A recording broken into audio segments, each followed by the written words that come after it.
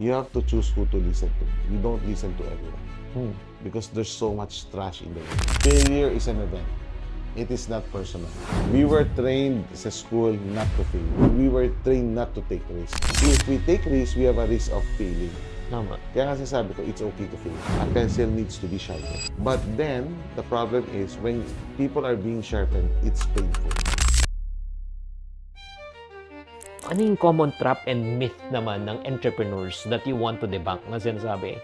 Akala na mga totoo, pero actually hindi. Alam mo yung If you would have to leave a legacy, one philosophy, one mindset na pwede mong i-impart sa next generation ng entrepreneurs, what will it be? you know, This is Money Masters, where true stories spark real change. pero maganda ka mag-attend ng family retreat. Yeah, I Kasi know. sa totoo lang, yung family retreat na yan, because I'm so busy, Yeah. sinet yan ng misis ko. Nakaschedule na yan a few months ago pa. Oh. So, I dedicated that time for it. Ilang araw yun?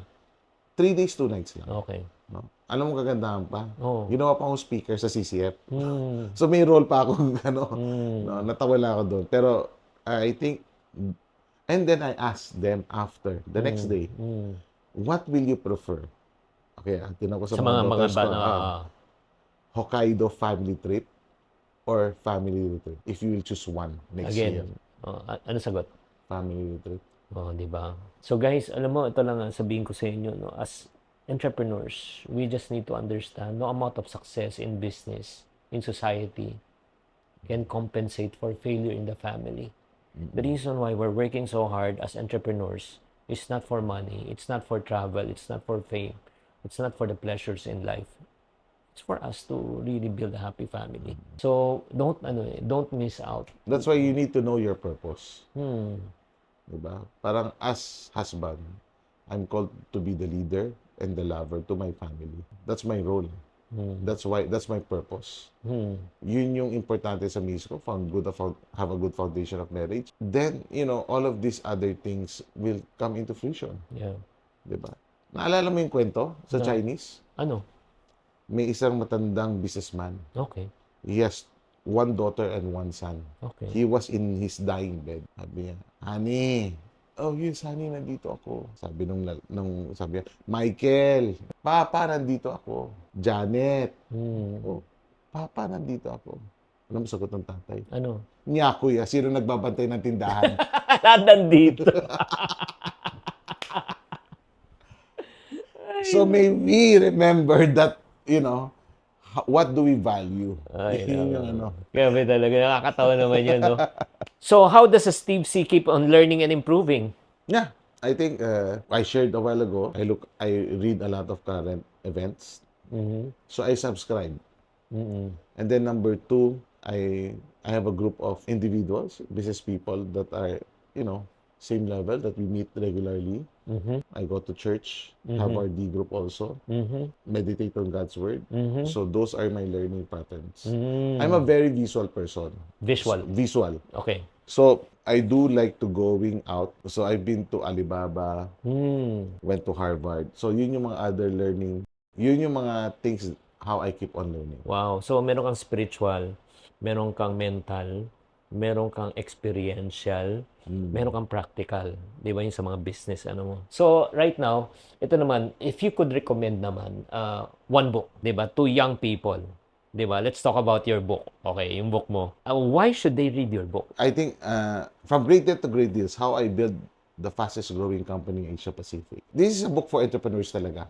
Or people that would like to be entrepreneurs. Because one thing, ang prayer ko kay Lord is I would like to have a book that has a timeless principle. So I didn't share any tactical on growing online, parang ganyan here in this book. I shared a lot of timeless principles that I use and apply in my business. So that whatever industry you are, it can be applied in your business too. Alam mo, when I was reading that book, one thing, yung timeless principle that really helped me a lot was the Mongol pencil, yung pencil. Can you please share with us yung timeless principle lessons that you can learn from the pencil? Yeah. Sige, sample, di ba? So, number 1, di ba? I go back, when we talk about pencil, what is it used for? To write. To write a letter, Yeah. a poem, even Yeah. a masterpiece. So, it has a purpose. The purpose is to write. Pero some people, what do they do with the pencil? Ninangat-ngat, pinangkakamot, pinanglilinis ng tenga. Di ba? Pinagano, no? Hindi naman yan ang purpose eh. Or ginagawang fidget, no?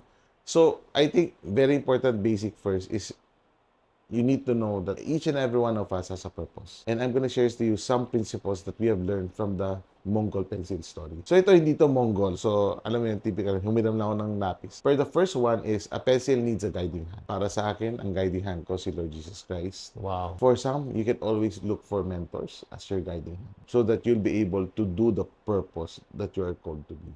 That's why sabi ko, the Bible is the blueprint. Mhm. Number 2, a pencil needs to be sharpened. Galing. Diba? Kung hindi mo magagamit eh. At Oo. kung blunt na, Oo. hindi sharpened, hindi maganda sulat. But then, the problem is, when people are being sharpened, it's painful. So, sa buhay talaga, nangyayari yan. And, I let my daughter, she has her own startup. Yeah. Sophie, Mm-mm. no? Sophie AI. Ngayon, sabi ko sa kanya, I know I'm letting you run this on your own so that you develop the grit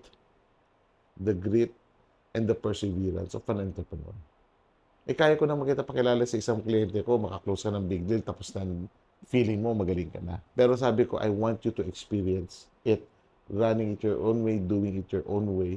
I'll be supportive, but not fully supportive na parang feeling mo, yun na yung parang I want her to have her own path to take. Because she needs to be sharpened. Number 1, guiding hand. Number 2, it needs to be sharpened. Number 3, a pencil has an eraser. Di ba? Bakit? Because we will make mistakes in our life. But the beauty of a pencil is pwede mong erase. Kasi talaga magkakamali tayo. So, totoo lang, masasabi ko, isang good decision that I did, maybe 5 mali. Tama. Kahit hanggang ngayon. Kahit ka-feeling mo, ang sa akin lang, pag nagkamali ako, pwede kong erase. At tuloy ko lang yung journey ko as an entrepreneur. No? So, ang importanteng thing, there's such thing as A/B testing nga. What do I mean, A/B testing? Hindi mo kasi alam kung anong tama at mali. Tama. Diba? If you are given a chance to do testing, I rather test than not test at all. Yeah. Kasi you will never know if it's the right thing or not. So yun yung ko. That's why there's an eraser for us to be able to Start all over again, di ba? or change our course. Yeah. Diba? Adapt or pivot. Ang tawag nila. The fourth one is the important thing in a pencil is what's inside, yung lead, not outside. So character development is key. We need to develop our inside. Soft skills natin, hard skills natin, hindi yung anong suot mong, anong ballpen mo, Sa labas, anong relos no? mo, Oo. anong kotse mo. Yung laman ang mahalaga, no? Ang importante yung laman. Guys, ito na, tama na. Okay. Baka hindi na basahin yung libro eh. Yung pang-5? O sige, basahin mo na ng libro. May pang-5 pa eh. Oh, hindi, guys, and if you want, I would say this is really, really good. So, if you want to know more, that's only one chapter of the book. I read the book. It's so really life-changing. So, I want to encourage you, grab a copy right now. Check nyo na lang sa link below, okay, para malaman nyo saan nyo ma-order. Alam mo, isa sa hardest na mangyari sa buhay ng isang tao is pag once you reach a certain level, hindi ka na mapagsabihan. So, ikaw naman, being as a humble person and then you have reached a certain level, how do you handle constructive criticism? Paano mo i-handle yun? So, alam na misis ko, may ugali ako. Paano? Ang ugali ko, I don't listen to just anybody. Ulitin ko, I don't listen to just anyone. I listen to those that have earned it, no? Or those that I have given access to it. May pros and cons yan. Why I don't listen to everyone? Kasi so many people are talking trash rin naman. So I rather listen to people that has value, that has wisdom, no? So doon I value. Pag may nagsabi na ganyan, and I know that person nagsabi sa akin na ganyan, then I listen. No? So, yun yung guardrails ko rin. Kasi if I'm gonna to listen to everyone, baka nasa kangkungan na ako. Tama. So, sa akin, sinasabi ko rin sa mga daughters ko, you have to choose who to listen to. You don't listen to everyone. Because there's so much trash in the world. So you need to listen to the right words, to the right people, so that you'll gain wisdom, you'll gain grace, and you gain truth. Yeah, alam mo guys, ito lang yun eh. Parang not only listening, when you also learn how to ask. Kung gusto mong magtanong, ask from the right people. If you want to get a legal advice, who do you ask? Lawyer, medical, doctor, di ba? Business advice, successful business people. Pero yung mga iba, kanino nagtatanong? Sa friend, na tambay. Oh, gusto magnegosyo. Nako, wag na, mapapagod ka, hindi katulad ko, tignan mo. Di ba? I have this this scenario. So I had a friend, mayroon siyang kinakasuhan. So talaga he was very vindictive and vengeance. Oh. So we were in a group meeting and he was sharing yung nangyari sa kanya, ganyan. And we just asked him, what's the purpose? Bakit mo ginagawa yung ginagawa mo? And all of these things for what? Ano yung goal? End goal mo? And then he realized na all of his actions were based on his emotions of anger and vengeance because nagagatungan ng iba. Tama. Pero in reality, it's not even worth it. Kaya nga, we have to learn also to listen to those that are, talagang sino dapat pakinggan. So, sino yung mga dapat pakinggan? Sino? Yan yung mga una. Oo. So, God, the Lord has given us guidelines. Our parents, hindi mo yung machuchoose yan, pero talaga kasama yan. Di ba? You honor your parents. Number 2, for example, sa negosyo ko, I have a board. So, they are my guiding light. Kasi God has ordained and put them above me as an entrepreneur na invested company. So, I value their advice also. Okay. Or we even discuss and argue minsan because syempre may kanya-kanyang pananaw. But at the end of the day, I take it at heart because those are God's protection over me. So I think yun yung mga things that even sa Bible, di ba, yung mga kings may mga old advisor, new advisor, they have to learn to understand and know where you can get wisdom. So right now, kung meron ka mabibigay na advice sa mga natatakot parati na mag-fail, what can you tell them? Failure is an event. It is not personal. We were trained sa school not to fail. Oo nga eh. Di ba? Ikaw ba, studious ka ba? Magaling ka pa mag-aaral? Medyo nerdy talaga ako. Grabe. Medyo nerdy ako. Pero I think, but I did fail. When I say I did fail, because I failed some subjects. And I think, blessing rin siya sa akin. Kasi dati sa cream section ako, section 1 eh. And nung section 2 ako, parang feeling ko lumawak yung... naging section 2 ako, pero lumawak yung pananaw ko, hindi lang puro aral. Parang ganyan, no? So, ang problema kasi is, we were trained not to fail. So, we were trained not to take risk. Oh, Right? tama. So, but if we take risk, we have a risk of failing. Tama. Kaya nga sasabi ko, it's okay to fail. Even for my people, it's okay to fail. Basta learn from it, and then we can improve so that we can make necessary improvements. May kasabihan niya, fail fast. Di ba? Ikaw na ba nagsabi nun? Start small, fail fast. Oo. Di ba? Start small, fail fast. And then learn from it. Di ba? So, talking about that, meron ka bang isang regret na nangyari sa buhay mo? Yung parang, uy, sayang sana ginawa ko to dati. Pinaka-regret ko, I would say, was I'm not fluent in Mandarin. Oh. I would have said that if I took into heart learning Mandarin, I would do business way, way bigger Oo. because of the opportunity if you can speak the language. Ito eh. Tiyan tama. So, that's the only regret up to now that I would say my regret in life. Yeah. Pero buti na lang, may bago na mga technology na instant yes. So right now, ito naman, ano yung common trap and myth naman ng entrepreneurs that you want to debunk na sinasabi? Akala na mga totoo, pero actually, hindi. Alam mo yung follow your passion. Oo. Ayan. Grabe Diba? yun. Follow your passion. I think you are called. It's not about following your passion. Kasi ako, if you'll ask me, e-commerce is not my passion. Oh. But it became my passion because it's my business. Tama. Diba? I saw that opportunity. I saw the opportunity to grow on that industry. I took that opportunity. Eh kung passion ko, alam mo lang, passion ko, resto. Kumain, di ba? Pero it's not a business. Mm. So sa akin, the 4 P's of mission frame business. Sige, ano yun? Well, nasa libro siya. So, Oo. 3 P's lang maisi-share ko. Oh, Yung tatlo 4 P's lang. na- Oo, tatlo lang. Siyempre. Hindi naman. I can share to you kasi on a summary form, no? So the 4 P's is number 1, a business should be profitable. Tama. Kasi if it's not profitable, then it's not a business. It's charity. Or it can be Pastime. it's a party or, a hindi. charity Or if not naman, or hobby. or an advocacy lang, Oo, di ba? Kaya nga sabi nga nila, yun yung una. Now, and then number 2, it needs to have purpose. Tama. Now, magugulat ka, I was contemplating, bakit inuna yung profit bago yung purpose? Di ba dapat purpose mo muna, bakit bago profit? Yeah, oo nga. Bakit nga? Tama? Oo nga, bakit nga? Kasi you cannot do your purpose Without money. without profit. Copy. Okay. Tama? So, lahat ng ginagawa namin sa Greatness dapat sustainable. Mm. Lahat ng ginagawa ko needs to be sustainable so that I can do the purpose. The purpose is more important than the profit. Then, if you know your purpose, you can bless your people. And the last P is assist the planet. Tulungan mo, Assist the world. assist the planet. Yes, di ba? So that meron maiiwan sa next generation naman natin. No? So when we make board decisions or executive decisions, we always look at these 4 P's. So, is it profitable? Does it serve our purpose? Number 3, will it help Bless people? and assist the planet. Oo. Now, there are sometimes, siyempre, iba gusto malaki profit.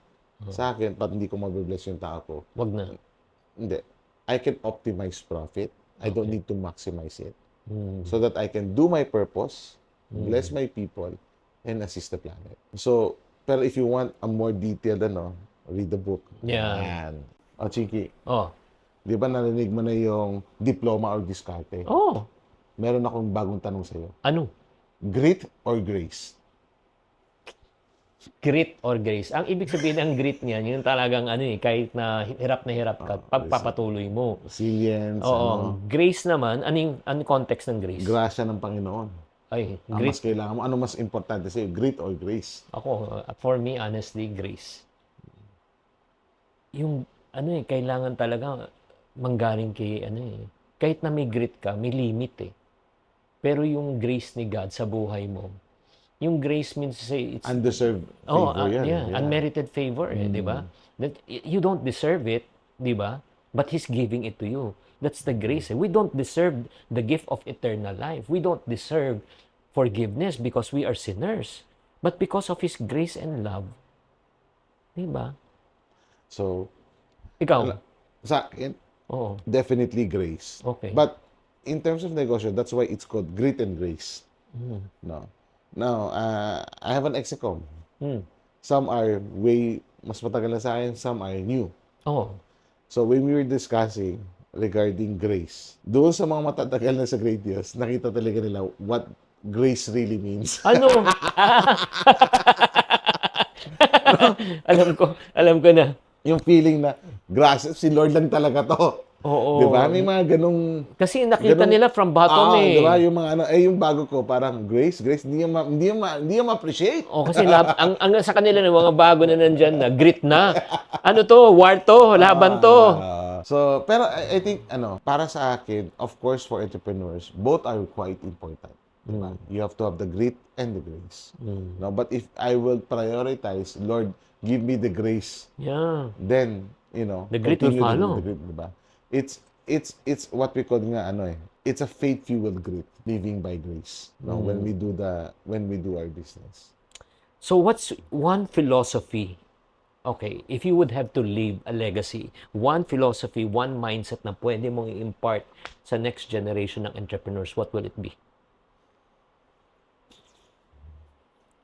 Napaisip mo, lalim. Napaisip, malalim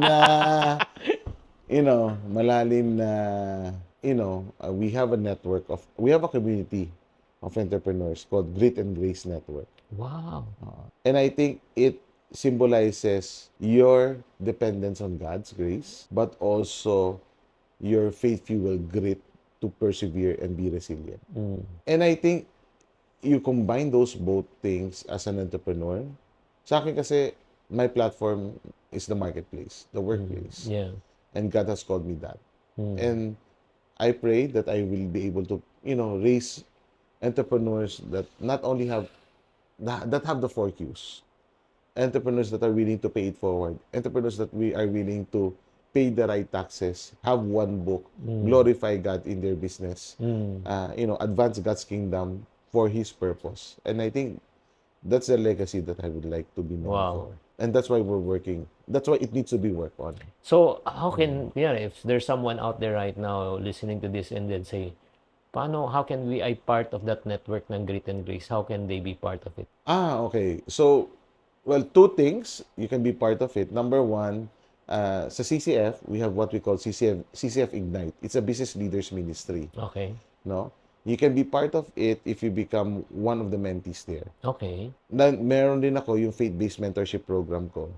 If they become part of it, then they'll be part of the Grit and Grace Network. Kasi it's a series of study yan so that you can understand what's grit and what's grace. Diba? Well, just message me on LinkedIn or Facebook. I think na, kasi it's still a very close. Kasi I think hindi Hindi siya for all, no? hindi Selected. Selected siya. It's Yeah. by application. Okay. By application siya talaga. Because we want to, why? Ang reason ko why is because we want to have impact on the best person. Parang you're planting the right seed on the right soil. Tama. Diba? Oo. So for example ako, estudyante, wala pang negosyo. Baka best si Chinkitan. Tama. Pero kung may 100 tao ka na, Yeah. ano na ang negosyo mo, baka pwede ka na kay Steve. Tama. Kasi ibang entry point, ibang phase Level. ng negosyo mo, Yeah. yun yung nakikita ko. Kasi you have a lot of very good materials in terms of starting a business and everything. So sa akin, if you want to grow and scale Scale up na, na negosyo scaling. mo, kasi Yeah. sa akin, doon kita matutulungan. Totoo Pero yan. kung mag-umpisa kita, hindi kita matutulungan dyan kasi Oo. hindi yan yung calling ko eh. Kailangan Totoo. entrepreneur ka na sa akin, parang ganyan. So guys, it's clear, no? If you want to scale your business, go to Steve. If you want to start, or let's say growing pa lang, yung you can come to me. So right now, if success can be summoned up in a single sentence for you, how can you define success? Okay, so success for me, just like failure, is just an event. Ulitin ko. That's why we need to remain humble. Kasi you can be successful today, but not successful tomorrow. Diba? But the important thing is faithfulness on what's God's calling. For me, pag sinabi na ni Lord, good and faithful servant, yan ang true success. Where do you see your business 5 years from now? So, na 10x ko na yan. Oh, di ba? Siguro ano yung mga bagong challenges naman na gusto mo i-conquer right now? Ano ko, baka kulang na 1 araw. Alam mo, defining the roadmap pa lang takes us a few days.